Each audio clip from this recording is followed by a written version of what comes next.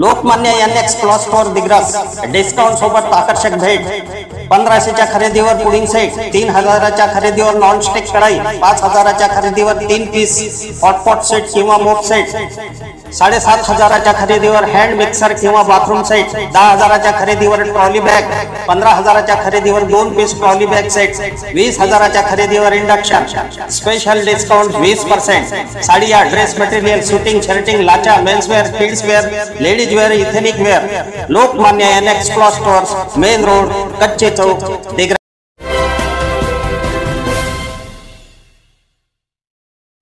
नमस्कार, मी सुरेश चिरडे. आपण पाहतात महाराष्ट्र 24 न्यूज. दिग्रस येथे सर्वपक्षीय चक्काजाम आंदोलन संपन्न. रस्त्यावर रंगला रमीचा डाव. शिवसेना उद्धव बाळासाहेब ठाकरे पक्षाची पत्रकार परिषदेत हजरी, मात्र आंदोलनात गैरहजरी. खासदार व पालकमंत्र्यांनी शेतकऱ्याच्या प्रश्नावर चुप्पी साधल्याचा आंदोलकाचा संताप. शेतकरी कर्जमाफीसह शेतमजूर, दिव्यांग, मेंढपाळ, मच्छीमार, कामगार यांच्या मागण्याकरिता संपूर्ण महाराष्ट्रात आज दिनांक 24 जुलै रोजी महाराष्ट्रभर चक्काजाम आंदोलनाचा इशारा देण्यात आला होता. त्यानुसार दिग्रस येथील छत्रपती शिवाजी महाराज चौक येथे प्रहार जनशक्ती पक्ष, काँग्रेस, राष्ट्रवादी काँग्रेस, शरद पवार, मनसे, अपंग संघटना, मच्छीमार संघटना, RPI, मेंढपाळ संघटना यांनी रस्ता रोको केला. शिवसेना उद्धव बाळासाहेब ठाकरे पक्ष पत्रकार परिषदेमध्ये हजर होते, परंतु आजच्या चक्काजाम आंदोलनामध्ये शिवसेना उद्धव बाळासाहेब ठाकरे पक्षाने पाठ फिरवली. यावेळी आंदोलकांनी विविध घोषणा देत परिसर दमदमून टाकला, तर सरकारला रमी सरकार संबोधून हम रस्त्यावर आंदोलकांनी रमीचा डाव खेळला. पोलीस निरीक्षक वैजनाथ मुंडे यांनी आंदोलकांना ताब्यात घेऊन पोलीस स्टेशनला घेऊन गेले व काही वेळाने आंदोलकांची सुटका करण्यात आली. प्रहार जनशक्ती पक्षाकडून धीरज जाडे यांनी भूमिका मांडली, तर काँग्रेसची भूमिका राजेंद्र सिंह चव्हाण व अरबाज धारीवाला यांनी मांडली. मनसेकडून प्रशांत गौरकर, राष्ट्रवादी काँग्रेस शरद पवार यांच्याकडून भारत पाटील महिंद्रे, तर RPI कडून सुद्धा आंदोलनाचे समर्थन करण्यात आले. अनेक दिव्यांग बांधव, मच्छीमार, मेंढपाळ यांनी आंदोलनात सहभागी होऊन पाठिंबा दिला.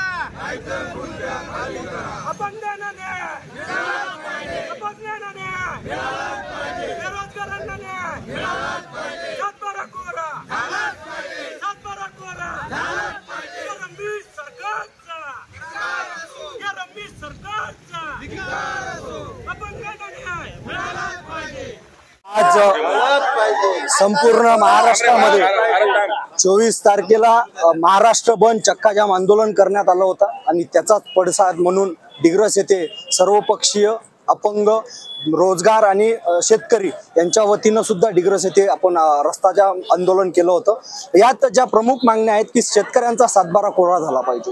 या सरकारनं निवडणुकीच्या अगोदर ज्या आश्वासन दिल्या होत्या की आमचं सरकार जर आलं तर आम्ही शेतकऱ्याची कर्जमाफी करू, आणि त्याचबरोबर बच्चू भाऊंनी गेल्या कित्येक दिवसापासून आंदोलन सुरू केलं होतं।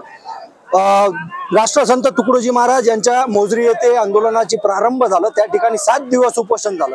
तिथून ते उपोषण संपून त्यानंतर पापड ते चिलगावन असं पायदळ यात्रा बच्चूभाऊंनी केलं होतं आणि ती यात्रा संपून 24 तारखेचा चक्काजाम आंदोलनाचं एक सरकारचं या ठिकाणी कुठेतरी लक्ष केंद्रित व्हावं म्हणून या शेतकरी एकजुटीमुळे आज डिग्रस येथे हे आंदोलन आपण केलेलं आहे। जर पाहिलं तर इथले स्थानिक पालकमंत्री असो, इथले खासदार असो, हे आज जर यवतमाळ जिल्ह्यात पाहिलं तर सर्वात जास्त आत्महत्याग्रस्त म्हणून ओळखला जाणारा हा यवतमाळ जिल्हा आहे आणि या यवतमाळ जिल्ह्याचं पालकत्व यांनी स्वीकारलं। परंतु आज अधिवेशन मागच्या याच्या हिवाळी अधिवेशन झालं, त्यात सुद्धा पालकमंत्र्यांनी किंवा कुठल्याही प्रकारचा शेतकऱ्याबद्दल त्या ठिकाणी अधिवेशनामध्ये बोलले नाही।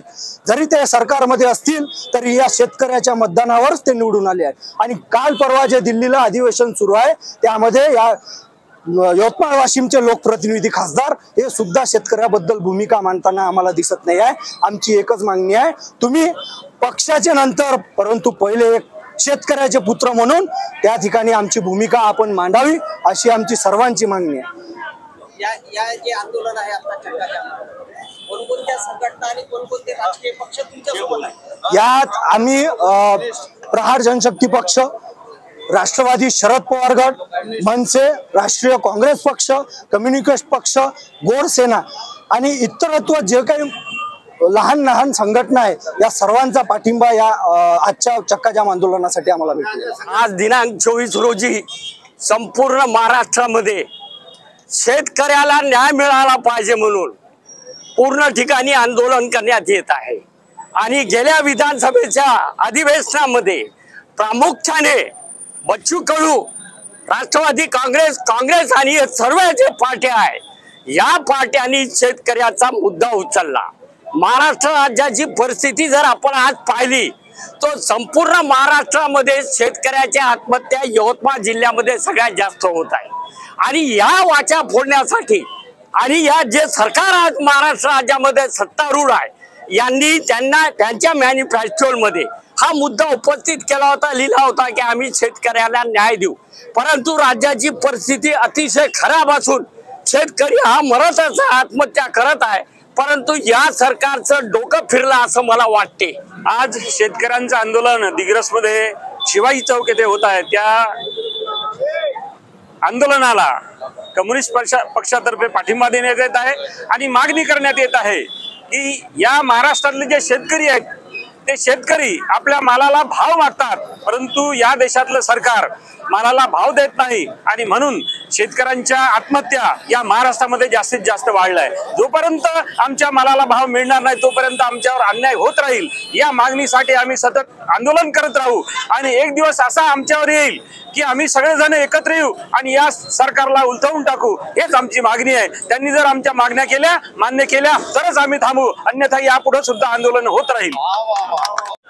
राज्यामध्ये हे सरकार खोटे आश्वासन करून सत्तामध्ये बसली आहे। एकीकडे आमचे शेतकरी बांधव दिवस रात्र कष्ट करतात, राबवतात आणि या सत्तेत असलेले या राज्याचे कृषी मंत्री शेतकऱ्यांना भिकारी बनतात। अशा या रमी सरकारचा आम्ही त्याचा जाहीर निषेध करतो व आमचे जे मागण्या पूर्ण समोर झाले नाही तर आम्ही आमचे हे आंदोलन सतत चालू राहील। एवढे बोलून मी थांबतो। धन्यवाद।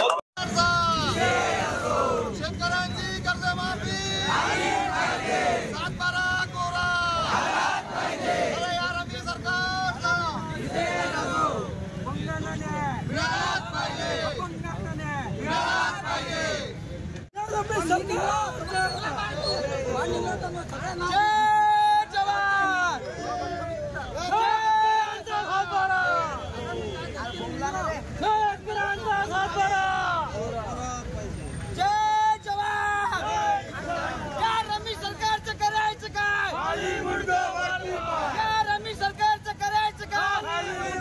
या त्रिमूर्ती सरकारचं करायचं काय?